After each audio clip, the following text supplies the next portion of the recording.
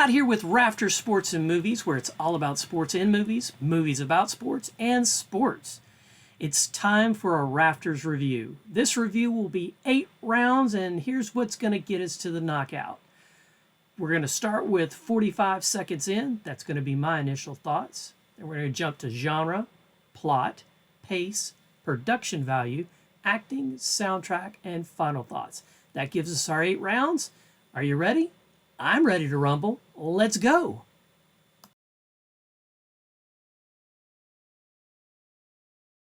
Okay. Boston Bruins jersey on, check. Hat that was worn in Happy Gilmore, only that was orange or red, so be looking for that when you watch the movie again. Glasses so that I can see. Yep, this hat was in the movie, but it only was orange or red. Happy Gilmore, the movie. Let's talk. So it was released February 16th, 1996. It was written by Adam Sandler and Tim Herlihy. It was directed by Dennis Dugan. It had a PG-13 rating for language and some comedic sexuality. My initial reaction, my 45 seconds in, 5 stars. I did want to continue to watch the movie. I did not want to get up and walk out. I was not bored out of my mind. I did want to see what Happy was all about and what happened with him in the movie. So, initial reaction, good. Let's move over to round 2, which is genre. Okay, so let's talk genre. If you look up Happy Gilmore, it comes up as sports and comedy, and that's it. However, there is a rom-com element, so I do think it should be sports, comedy, rom-com. And there you go. So let's break it down. Sports and comedy. Does it have jokes? Absolutely. Lots of sports-related jokes throughout the movie. Some belly laughs, some situational jokes. Runs the whole gamut for comedy. So comedy, 5 stars, check. It is campy. It's over the top and sometimes just right. It doesn't hit that super slapstick mode, but it's close. Sports, we've got the hockey, ice rink, the whole bit there. And then he transitions to golf, and then we have lots of golf courses, golf clubs, golf heroes like Lee Trevino making a cameo in this movie.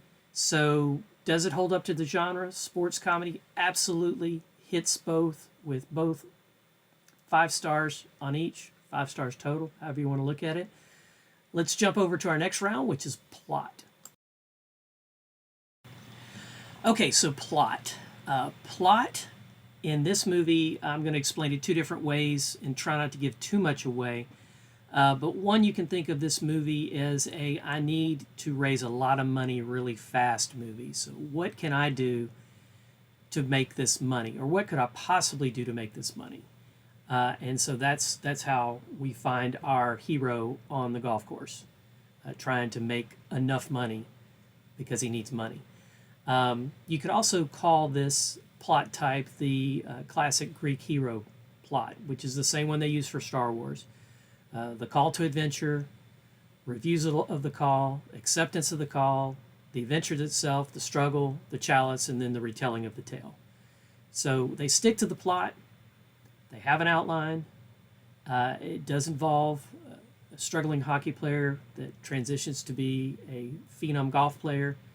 And so that's the makeup of the plot. So I do give it 5 stars because they had an idea and they stuck with it and they did a good job. Next, we're going to talk about pace.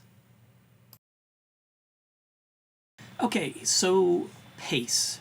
Did the movie move at a pace that made sense for the plot? And did the movie move along at a decent pace? Now, the movie itself was 1 hour, 32 minutes, or 92 minutes, depending on how you want to look at it. So it was a decent length movie. It wasn't too short, wasn't too long.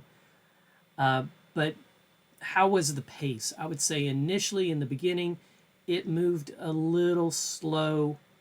And then we get to the crux of what's going on. It's moving along pretty good. Then we get to the middle part where he's on his main adventure. That part kind of had some slow parts in there.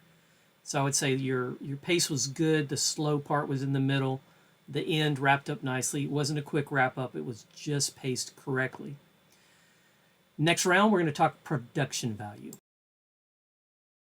Production value of Happy Gilmore, I would give it a 5 stars right out the gate. That's what I'm going to tell you. And now I'm going to tell you why. We've got a mix of on the ice hockey with on the golf course golf. We've got some believable scenarios, some believable sets, some believable actors. Is it a comedy? Absolutely. Anything that's not believable is probably to set up a comedic joke. Okay? But it's all well done. The actors interact very well. The cutting and editing of the movie makes sense. The music that's used in the movie makes sense. We're going to talk about soundtrack later. But it was all put together. High production value. It does hold up over time, pretty much if you watch it over and over again. There are some elements that are in the movie that you should look for, kind of as just look for them. It's kind of funny. He talks on a payphone at one time, Happy, and also Shooter McGavin talks on a cell phone at one point. So does that affect the production value? Absolutely not, because at the time this movie was made, those things were still things. So production value, 5 stars. Next up, acting. Acting. Without it, the movie fails dramatically. So these actors did a great job of playing off each other, delivering their lines, responding to the lines. There was good chemistry, interaction between the actors. Again, we had Adam Sandler as Happy Gilmore. Frances Bay played Grandma. Christopher McDonald played Shooter McGavin. Julie Bowen played, get this, Virginia Vennet. We had Carl Weathers as Chubbs. Richard Kyle as Mr. Larson. You remember him, or I do for sure, from being Jaws in The Spy Who Loved Me. Scared the mess out of me. Then we had some cameos. And here's just a couple. We had Kevin Nealon, Lee Trevino, Bob Barker, and what's the last one I want to mention? Oh, yeah, Ben Stiller was in this movie, too. They did a great job of pulling off a comedy, playing off each other, good timing, great acting, 5 stars. Next up, soundtrack. So we are at round number 7, and that is soundtrack. So we're going to talk about that. Happy Gilmore did have a good mix of background music and rock and roll songs throughout. It really kept the tone and the mood of the movie going. Energized when it needed to, was silly when it needed to, and was romantic when it needed to. So here's just a couple of songs. I know I'm going to miss a couple, but songs that were in the movie, which you may want to check out. Tuesday's Gone by Leonard Skinner. Kiss Me All Over, and actually Happy sang that one. Money. Magic by Pilot. Carry On My Wayward Son by Kansas. Wooly Bully by Sam Sham and the Pharaohs. Endless Love, Diana Ross and Lionel Richie. Green Onions by Alan Jackson Jr. Happy Day by Uncanny Alliance. Jump Around by House of Pain, which I know you all enjoyed that one when it was played. Be looking out for it. Rock and Roll Part 2, Gary Glitter. We've Only Just Begun, sung by Chubbs on the white piano. And Clubhouse Piano by Sorcerer.